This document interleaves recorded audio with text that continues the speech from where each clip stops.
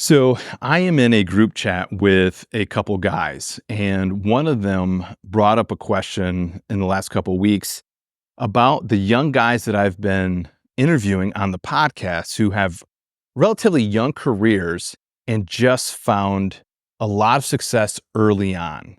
What is the difference between them and a lot of us hunters who have been at this for a long time, who either just now kind of getting into, some success or haven't found it yet? And Ryan Regan, the other guy in the chat, you may know him as Saddle Hunter on social media or on YouTube. He brought up a great analogy. He said that he felt they understood mobile hunting like the game of Battleship. I don't know if you remember Battleship, but it was a game we played when we were young where you had a grid. And on one side of the grid was letters, A, B, C, D, E, F, G. And on the top of the grid were numbers. And in the middle of the grid was a wall, so you couldn't see what your opponent was doing. And you aligned your battleships anywhere you wanted on that grid. And then you would call out a number and a letter trying to hit the other person's battleship. And most battleships, it took more than one hit to sink the ship. And so you would call out A6, and your opponent would say miss. That means there was no battleship there. Then he would call out G11. And if your battleship was there, you would yell hit. Now, that person needed more hits to actually sink that battleship. So they would start calling out letters and numbers that were close in that area of the grid, if they were any good, that is. So if you got a hit in G, you wouldn't be calling out shots in A because that'd be too far away. Well, mobile hunting is a lot like that. We're collecting information and we're taking our shots on a grid. And so as we go out, we need to start asking ourselves some questions. Is the shot that I took today, did it result in a hit in some kind of way? And if the answer is no, then we need to readjust. But it's just not in season that we've got to use that strategy. We can actually use that strategy year round. And I also think that is a characteristic of guys who are successful year after year, is they're building a strategy so they can call their shot, and they do that year round.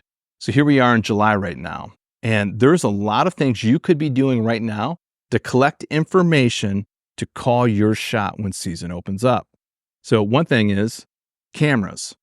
So a lot of us put out cameras. What intel are you gathering from that?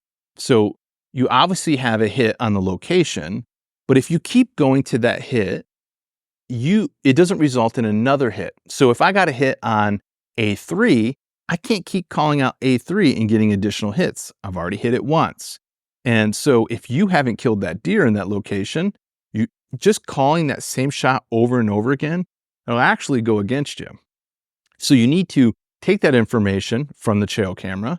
Maybe you sit it once come opening day. But if it doesn't result in some kind of new information for you or the kill, well, then you got to start moving around that grid to find out where that deer is at.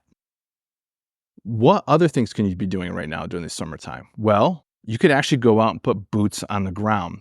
It's really interesting. I did a video last week on the Mobile Hunters Dojo YouTube page. It's our mentality vlog that we release every Wednesday at 9 p.m.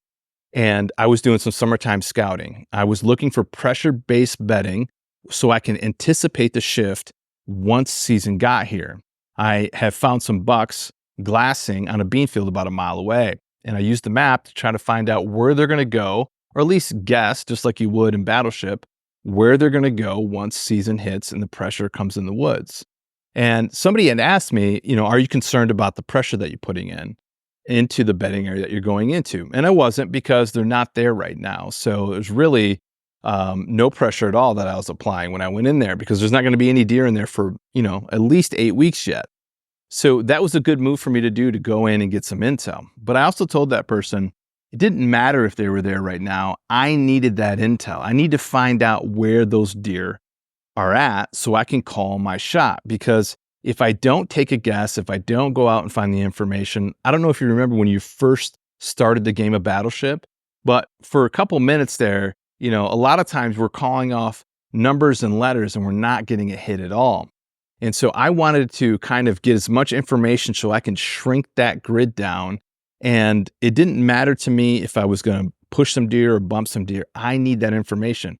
By the way, that's how I operate throughout the whole season. If I don't have information and I'm missing on the grid, I'm going to go out there and find it at all costs, even if it means I bump my target, because that's some information I can use to start zero in on that grid. But I mentioned some other things that I was doing there. So I was glassing bean fields. That's information that I can get to help shrink that grid down. I was also listening to a podcast with Dan Infalt that he was on. And he says in that podcast that he got up in the middle of the night. He couldn't sleep. And it was about a few years ago. And so he just went out driving around shining, looking for more intel so he can shrink that grid down. And he found a buck. I think it might have been either his largest or his second largest buck. And he found this buck in an area that he would have never have hunted. It was a part of the grid that he would have never have called off. But once he found that deer at night shining, he knew he could zero in on that area. And after 2 years, he killed that buck.